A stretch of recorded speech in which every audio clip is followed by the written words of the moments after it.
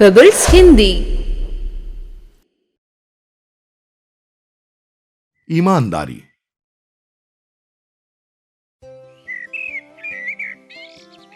एक दिन बादशाह अकबर और बिरबल आपस में बातें कर रहे थे।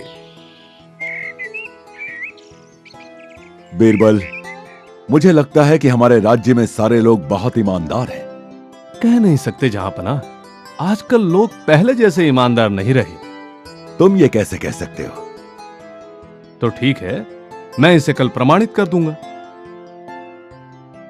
दूसरे दिन बिरबल ने एक घोषणा की। सुनो सुनो, सभी प्रजाजनों को जहांपनाह की एक आज्ञा है कि मंदिर के सामने रखे हुए हांडे में एक शेर दूध डालना है। ये शाही फरमान है। सभी लोगों ने आकर उस हांडे में दूध डाला।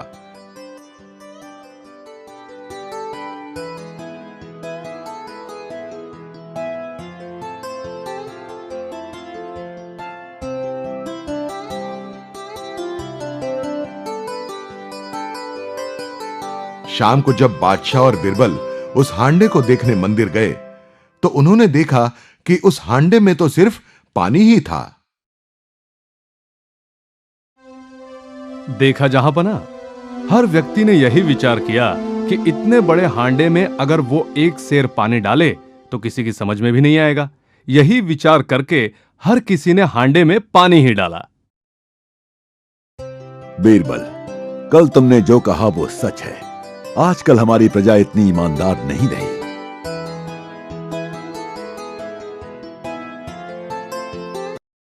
अभागी व्यक्ति।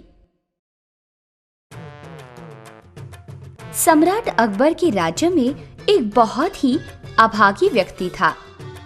लोग ऐसा मानते थे कि अगर उसका मुंह सुबह सुबह देखा जाए तो पूरा दिन खराब हो जाता है, इसीलिए सभी लोग उससे डरते थे।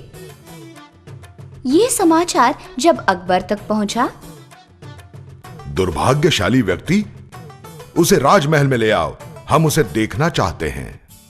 उस व्यक्ति को राजमहल के एक कमरे में ठहराया गया। अगले दिन स्नान के बाद अकबर सीधा उसी कमरे में चला गया और उसने उस आदमी का मुंह देखा। वहां से जब वो अपनी बेगम के महल में जा रहा था, एक सैनिक वहां आ गया। जहांपनाह, बेगम साहिबा बेहोश हो गई है। अरे ये क्या? उसे देखकर तो कुछ ही क्षण हुए हैं और ये दुर्घटना। अकबर खाने के लिए बैठा। अचानक उसके पेट में जोरों से दर्द होने लगा और वो कुछ भी न खा सका। सारा दिन वो दर्द के मारे चिल्लाता रहा। ये सब उस अभागी व्यक्ति के कारण हुआ है। आज के बाद उसकी वजह से किसी को दुख भुगतना नहीं पड़ेगा। कौन है वहां? उस व्यक्ति को कल सुबह सूली पर चढ़ा दो। ये समाचार सुनकर उस अभागी व्यक्ति को बहुत दुख हुआ, लेकिन तभी उसने बिरबल को वहां से आते हुए देखा। बिरबल को देखते ही उसके मन में इस संकट से मुक्त होने की आशा जाग उठी। तुरंत बिरबल को प्रणाम करके उसने उसे सारी कहानी सुनाई। तुम चिंता मत करो, मैं तुम्हारी मदद जरूर करूंगा। बिरबल ने हल्की आवाज में उस व्यक्ति को कुछ सलाह दी। अगले दिन अपनी आखिरी इच्छा व्यक्त करने के लिए उसने सम्राट अकबर से मिलना चाहा, इसीलिए उसे बादशाह के सामने लाया गया। जहांपनाह, आखिर मुझे किस गुनाह की सजा मिल रही है? हमने तुम्हारे भाग्य के बारे में सुना है और आज खुद उसका अनुभव भी किया है। तुम एक बहुत ही दुर्भाग्यशाली व्यक्ति हो। तुम्हारी वजह से किसी को दुख भुगतना नहीं पड़े, इसीलिए तुम्हें यह सजा दी जा रही है। कृपया मुझे माफ कीजिए जहांपनाह। मेरा मुंह देखने पर आपको सिर्फ भोजन नहीं मिला, लेकिन आपका भाग्य देखिए। कल मैंने सबसे पहले आपका मुंह देखा और देखिए, आज मुझे सूली पर चढ़ना पड़ रहा है। अब बादशाह की आंखें खुल गई और उसने उसे छोड़ दिया और साथ ही उसे बहुत सारा सोना और पैसे दे दिए। बादशाह ने उस व्यक्ति से पूछा, अच्छा बताओ, ऐसी बातें कहने की सलाह तुम्हें किसने दी? जहांपनाह, ये सलाह बीरबल ने दी, जो ये नहीं चाहते कि उनके बादशाह से कोई भी गलती हो। उसकी बातों से अकबर को बिरबल पर बहुत ही गर्व महसूस हुआ। गुस्सैल घोड़ा। एक घोड़ों के सौदागर के पास एक बहुत ही गुस्सैल घोड़ा था। एक दिन वो सौदागर उस घोड़े को बेचने के लिए करीब के गांव जा रहा था। रास्ते में कुछ देर वो आराम करने के लिए रुक गया। हे, तुम्हारे गधे को यहाँ मत बांधो। मेरा घोड़ा बहुत गुस्सैल है, वो उस गधे को मार डालेगा। ये पेड़ क्या तुम्हारा है? मैं मेरा गधा यहीं बांधूंगा। उस आदमी ने जिद से गधे को उसी पेड़ से बांधा और फिर उस गुस्सैल घोड़े ने उस गधे को लात मार मार कर मार डाला। हे देखो, तुम्हारे घोड़े ने मेरे गधे को मार डाला। पहले मुझे दूसरा गधा ला कर दो, तभी तुम यहाँ से जा सकते हो। देखो, मैंने तुमसे पहले ही कहा था, फिर भी तुमने वही बांधा। अब जिम्मेदारी मेरी नहीं है। ठीक है, फिर मैं दरबार में फरियाद करूंगा। दोनों दरबार में न्याय मांगने के लिए बिरबल के पास गए। बिरबल ने ठंडे दिमाग से दोनों का कहना सुन लिया। उसके बाद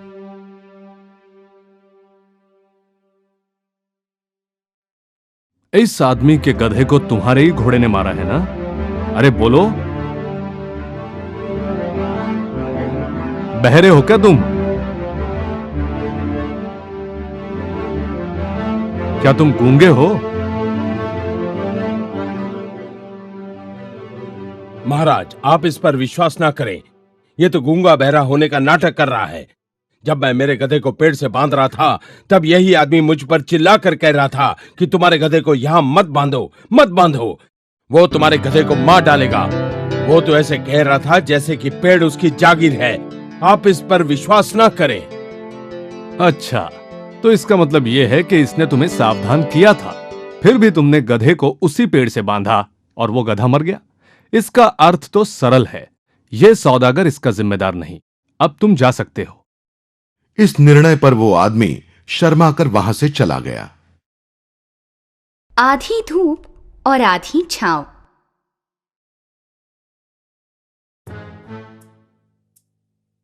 वैसे तो अकबर और बिरबल एक दूसरे के बहुत करीब थे, लेकिन कभी-कभी उनमें बहस हो जाती थी और बिरबल को अकबर राजमहल से निकाल देता था। लेकिन कुछ दिनों बाद अकबर बिरबल को ढूंढता था और अपनी गलती कबूल करके उसे राजमहल वापस लेकर आता था। एक दिन ऐसे ही अकबर बिरबल पर क्रोधित हुआ और उसने बिरबल को वहां से निकाल दिया। अरे ये क्या हुआ? बहुत दिन गुजर गए लेकिन बिरबल का तो कोई पता ही नहीं। सैनिकों, जाकर बिरबल को ढूंढो। सैनिकों ने बहुत खोज की, लेकिन बिरबल नहीं मिला। उन्होंने अकबर को सारी बातें बताईं। वो बात सुनकर अकबर ने एक योजना बनाई। सारे राज्य में हमारे आदेश की घोषणा करो। कल सुबह सभी लोगों को आधी धूप और आधी छांव में राजमहल आना होगा। ये आदेश सुनकर सभी लोग अचंभित हो गए। अगले दिन कोई भी राजमहल की तरफ नहीं आया। अपने दरबार में बैठे हुए अकबर ने महल के बाहर किसी की आवाज सुनी। जहां पनाह, आपके आदेश के अनुसार मैं आधी धूप और आधी छांव में यहां आया हूं। अकबर बाहर आ गया और अन्य लोग भी वहां पर जमा हो गए। प्रवेश द्वार पर एक आदमी एक खाट को अपने सिर के ऊपर उठा के खड़ा था। जब अकबर ने उसे देखा, जहां पनाह, मैं आपके आदेश के अनुसार यहां आया हूं। उसे देखकर अकबर सारी बात समझ गया। पर मुझे ये बताओ कि ये कल्पना किसकी है? जहां पनाह, ये कल्पना तो बीरबल जी की है। वे तो मेरे साथ ही रहते हैं। उस आदमी को अकबर ने बहुत सारा इनाम दिया और बिरबल को समझाकर वापस उसे राजमहल ले आया। पेबल्स हिंदी।